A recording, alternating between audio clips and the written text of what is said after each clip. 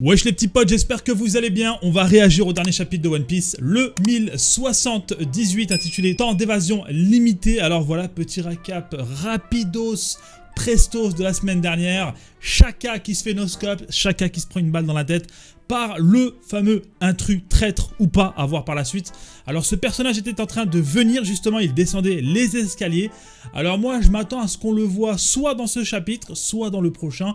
Là je pense qu'on est clairement sur le dévoilement du personnage. À moins que justement, sur ce chapitre, Oda décide d'aller un peu ailleurs, aller voir ce qui se passe peut-être sur la ruche, peut-être à Elbaf, peut-être voir même au quartier général de la marine. Parce que en ce moment les gars ça bouge dans tous les sens. Peut-être que voilà, c'est un chapitre qui va un peu nous permettre de prendre une petite bouchée d'air frais. Bref, chapitre 1078, temps d'évasion limité. La fraude Odyssée maritime du Germa Double Six, 33e épisode. 33e épisode. C'est ainsi que les Néomads ont été formés. D'accord, ok.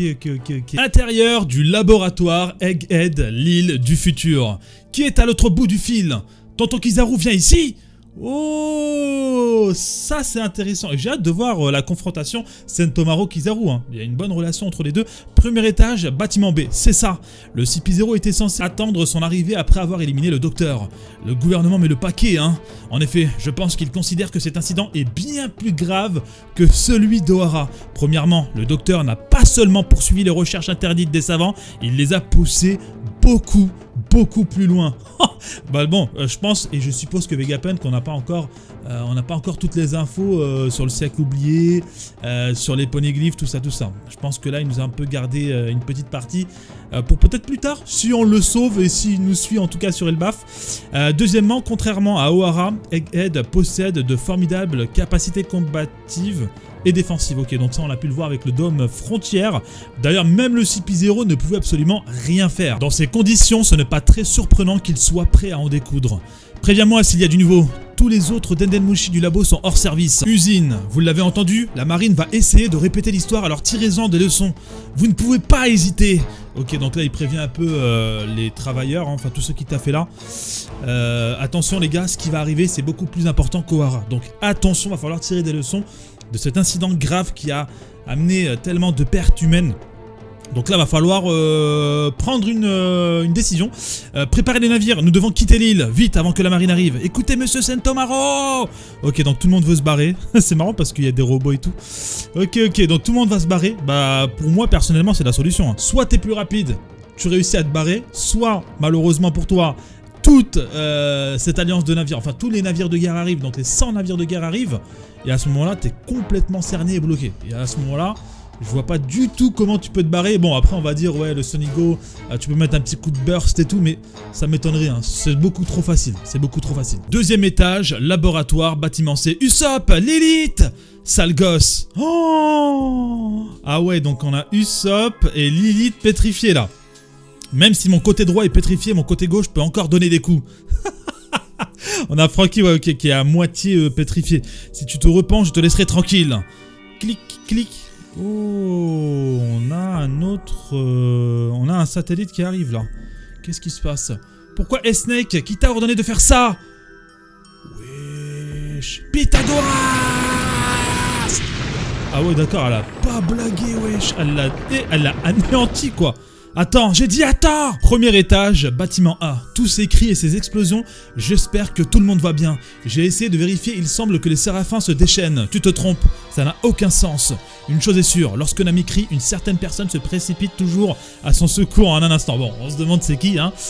Nous devons nous concentrer, je parie que tout le monde est coincé, puisqu'ils se battent tous. Et si quelque chose arrive au corps principal de Vegapunk pendant qu'ils sont distraits. Ah, bien vu. Ok, donc eux, je pense qu'ils vont se concentrer sur le corps, le Stella, le corps original. Ça me rappelle qu'il y a une pièce qui est fermée depuis un certain temps. Je l'ai ignoré car l'endroit n'est pas très utile, mais peut-être... Oh, c'est quoi cet endroit, les gars? Est-ce que c'est l'endroit justement où ils sont tous prisonniers? Ou est-ce qu'ils parleraient pas de... El famoso pièce où se trouve Jewel Ribboni, quoi. On doit vérifier. Passe devant, Atlas. Deuxième étage, bâtiment A. Edison, tiens bon. Bon, je pars à la recherche de Vegapunk. Attends, Sanji, attention. Ok, Jinbei qui me... Wesh. Mais attends, mais c'est une blague, Sanji, il bouge même pas, frère, les bras croisés. Ne sois pas si surpris, c'est le pouvoir éternel de l'amour. 3e étage, bâtiment A. Foutue flamme, pourquoi elle ne s'éteigne pas? Ok, donc là on voit que Luffy et Zoro sont en train de galérer. Comme vous le savez, la particularité des Lunariens, je sais pas comment ça se prononce, c'est cette fameuse flamme dans le dos. Et quand elle est allumée, bah, le mec il est quasi invincible quoi. Donc tu peux taper et c'est mort quoi. Par contre ça m'impressionne en Sanji, hein. Il m'impressionne de plus en plus. Le S Jinbei qui a des gouttes de sueur, attention. Oublie ça, où est passé le type aux yeux de faucon? Il a dû s'enfuir. Ok, donc il n'y a plus S Mihawk. Il y a des fortes chances qu'il ait redéfini l'ordre de ses cibles. Il pourrait chercher à diminuer le nombre de nos alliés en gardant les plus coriaces à la fin. Éliminer les plus faibles aurait pour effet d'ébranler les combattants les plus forts et de les handicaper. Je vais le chercher, Zoro! Vite, va l'aider Usopp. Mais il est trop con. Avant qu'il ne se perde, quelle galère. Attends Roronoa, Gomu-no. Attends mais qu'est-ce qui t'appelle Usopp? Putain ce gros con qui court et qui pose la question 1 an après quoi. Non mais... Elle est pas mal, elle est pas mal. Oh que Gatling, tu vas t'éteindre, oui. Utilise ton cerveau, chapeau de paille. Peu importe le nombre de fois que tu essayes de le frapper, ça ne marchera pas. Bah oui c'est vrai, la flamme étant allumée c'est mort gros. Faut œuvrer, faut manœuvrer, faut user de stratégie pour que le S-Kuma puisse l'éteindre, tout simplement. Et là, à ce moment-là, tu peux lui faire des dégâts. Il ne reste plus qu'1 jour avant le fameux incident. Oh, c'est quoi ce bail? Cependant, les rouages de cette histoire ont été mis en place il y a 3 mois. Ok. Attendez déjà, dinguerie, voix narrative, gros événement les gars. Il ne reste qu'1 jour avant le fameux incident d'Egghead. Alors là les gars, je crois qu'on est sur une dinguerie. Je vous jure, quand la voix narrative, quand le narrateur vient et te balance des trucs comme as, ça me fait penser un peu à ce qui s'était passé avec Barbe Noire et Ace, tu sais, sur l'île Bana, je sais plus comment s'appelle l'île, mais bref, ils avaient expliqué que c'était cet incident était à l'origine d'un grand événement dans le monde et on a pu voir ensuite Marineford. Et là on parle encore d'un incident d'Egghead, on sait qu'il y a 100 navires. Non les gars, c'est un truc de ouf ce qui se passe. Apparemment ça a été mis en place il y a 3 mois. En tout cas les rouages de cette histoire. Donc forcément on fait référence au fameux traître, au fameux personnage qui se cache et qui est tapis dans l'ombre, car rappelons-le, ils ont capturé, enfin ce personnage a capturé des membres du CP, je crois que c'était 5, 7 et je sais plus trop combien, il y a déjà quelques mois. Donc je pense que c'est peut-être lié à ça là. Ok.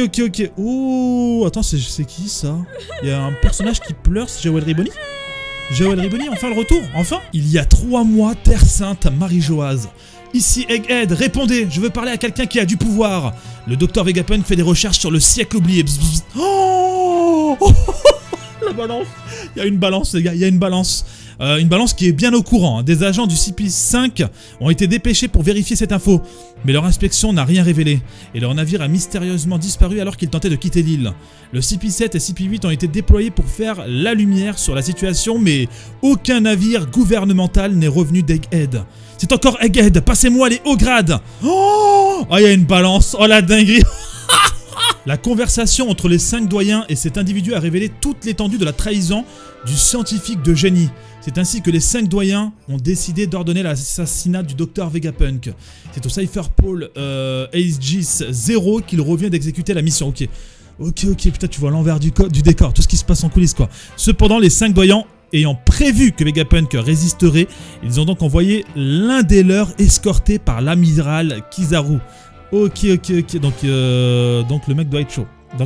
Donc forcément, hein, si ils savaient à l'avance que Vegapunk résisterait, qu'il aurait les moyens de résister, ils se sont dit vas-y, bah tu sais quoi, marine ou pas marine, moi j'y vais et il y a un amiral qui va m'escorter. Donc forcément, le mec là il est chaud, hein, le Saturn il doit être chaud. Hein. Ils ont également renforcé la flotte qu'ils ont déployée avec le soutien de plusieurs branches de la marine. Ok, on voit différents personnages, dont je crois c'est une vice-amiral Dole, je crois, ou contre-amiral, je ne me rappelle même plus. Mais des personnages plus ou moins importants, on voit. Leur niveau de prudence a été porté à guerre totale imminente. Oh là là là là là là là là là là là là. Oh les gars, en plus c'est le narrateur qui parle. Ça y est, je pense qu'on y est les gars. Ça y est, on nous parle de guerre, d'incidents. Les gars, je crois qu'on y est clairement dans cette battle royale finale quoi, qui avait teasé Oda depuis tellement d'années. On y est les gars, ça y est, hein, ça peut pas être autrement, je vois pas là. En tout cas les gars, j'ai des frissons de ouf, je suis choqué. Ensuite, l'apparition soudaine et inattendue du navire de l'empereur Luffy au chapeau de paille. Oh, le truc de ouf, a laissé les forces gouvernementales plus que troublées par cette complication. Vous avez dit chapeau de paille? Yeah. Encore lui. En tout état de cause, cette suite d'événements va culminer demain. Et le résultat choquera le monde entier. Oh là là là là les gars, c'est pour ça qu'on kiffe One Piece. One Piece les gars, en termes de hype, en termes de mise en scène, c'est monstrueux les gars. Et c'est pour ça qu'on kiffe One Piece. Oh, putain les gars, un jour, plus qu'un jour. Bon, je sais pas combien de chapitres ça va correspondre, hein. Quelques chapitres je pense. Avec tout ce qui se ramène sur Egghead. Mais apparemment, le résultat choquera le monde entier. Donc déjà, le monde entier va être au courant. Donc Morgan va bien partager l'info. Bon, après, il est au courant. Il y a une taupe, il y a quelqu'un qui lui donne des informations hein, sur l'île. Ok, donc il va se passer un truc de ouf, quoi. Donc, est-ce que Chapeau de Paille va être capturé? Je ne pense pas que ce soit ça qui soit choquant. Donc je pense qu'on va partir sur un événement de bâtard, un truc complètement imprévisible. Là j'arrive pas à me dire qu'est-ce que ça peut être, parce que si le monde est choqué, ça peut pas être un combat gagné dans un sens ou dans l'autre. Forcément il va se passer quelque chose de complètement inattendu. En tout cas je l'espère et je le pense. Tac, tac. Oh, le truc qui descend. Que diable, c'est toi qui as fait ça? Réponds-moi. Pourquoi fais-tu cela? Ok, donc il y a le personnage qui est en train de marcher, qui est en train d'arriver là. Oh, oh putain, les frissons. Oh là là là là là là. Arrête tes conneries. Ah, c'était là. Parce que je veux devenir un... Quoi? Un dragon céleste? Mais de quoi? What? Déjà les gars, franchement, GG à ceux qui avaient deviné que ce soit un des satellites. Hein. Franchement les gars, bien joué. Moi j'avais vraiment misé sur un Séraphin. Alors là, je suis choqué. En plus, ça veut devenir dragon céleste. Mais qu'est-ce que tu racontes, York? T'as complètement débloqué ou quoi, wesh? Comment peux-tu vouloir être l'un d'entre eux après avoir vu à quel point ils sont minables? Tu parles comme chacun. Enfin, c'est plus le cas maintenant qu'il est mort. Oh la grosse S. Oh salope. Bon, vous avez capté. Difficile de suivre tous les Vegapunk, pas vrai? Honnêtement, le monde n'a pas besoin de plus d'un d'entre nous. Ah ouais, putain, c'est un truc de ouf, hein. Je suis choqué là, les gars. Je suis choqué, je m'attendais pas du tout. En fait, bon, je sais qu'il y en a beaucoup qui avaient imaginé que ce soit Shaka, soit d'autres... Satellite. Et franchement les gars, GG, vous avez trouvé la bonne réponse, bien vu les gars. Franchement félicitations. Moi je voyais plus un Séraphin, tu vois, donc je suis un peu plus surpris, tu vois, je suis un peu plus surpris du coup. Mais attendez les gars, c'est un truc de ouf. Elle veut devenir un dragon céleste, mais pourquoi du coup elle veut devenir un dragon céleste? Parce que si elle a vu toute l'horreur déjà sur Marie-Joise et toutes les informations là qui sont liées de près ou de loin au dragon céleste, elle devrait justement s'en éloigner, tu vois, ne pas les apprécier tout court. Donc c'est trop bizarre déjà premièrement. Deuxièmement les gars, il y a une future guerre dans un jour, un truc qui va péter, un truc qui va choquer le monde. Et puis on explique bien que voilà, l'éveil du fruit du démon de Luffy, plus le fait qu'il soit là, c'est pas un hasard. Tout ça forcément, ça fait partie d'un certain destin. Maintenant, que ce destin, qu'est-ce que ce destin nous réserve? Là j'en perds mes mots, mais incroyable ce chapitre les gars, je vais le noter hein, rapidement. Moi pour moi on est clairement sur un bon 9, voire 10 sur 10. J'ai beaucoup apprécié le chapitre et j'ai vraiment aimé comment ça a été en tout cas amené. Écoutez les gars, j'ai hâte d'être la semaine prochaine. Normalement il n'y a pas de pause, donc on se retrouvera la semaine prochaine. Donnez-moi votre note les gars dans les commentaires. Dites-moi combien vous le notez. Qu'est-ce que vous en pensez? Quel sera cet événement? Quel sera l'événement qui va choquer le monde?